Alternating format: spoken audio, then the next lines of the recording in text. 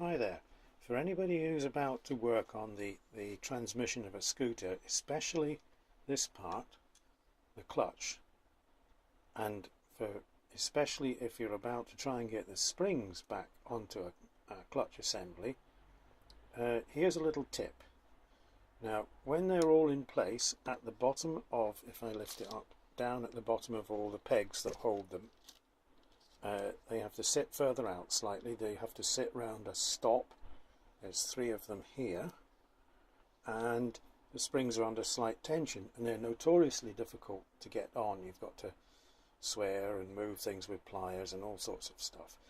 But when I was taking them off, it occurred to me that as I got them higher and higher up, I got to a point, if you just look at this one here, they're closer together and the springs are actually loose.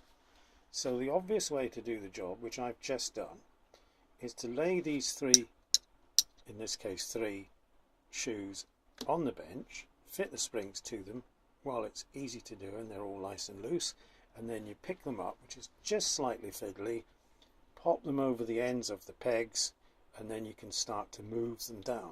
All I've got to do now, before they get too low, is to get a pair of needle nose pliers and pop these stops in position, and you might just see the little pips that they sit on.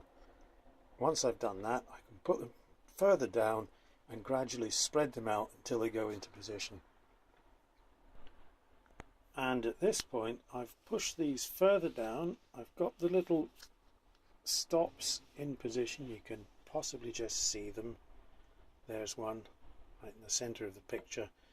They're all safely in place. I've pushed them down about as far as I can. What I've got to do now, which I can't show you because I need one hand to hold this, is pull them gently apart. This is quite easy, and slide them down over the stops, and they'll sit out about 3 or 4 millimeters.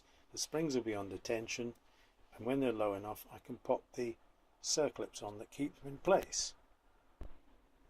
Okay, so if you look at it now, what I've done is a combination of using a screwdriver like this to prise them apart slightly so that they go over the little stops, and then press them down until they're fully home. And if you look at them now, you can probably just see underneath that spring that's furthest away, if you look down into the gloom, you'll just see one of the stops which is sitting in its little housing. As these work, obviously they move away and they come back and they hit the stop and they don't go in anymore, and you'll notice that there's quite a gap here.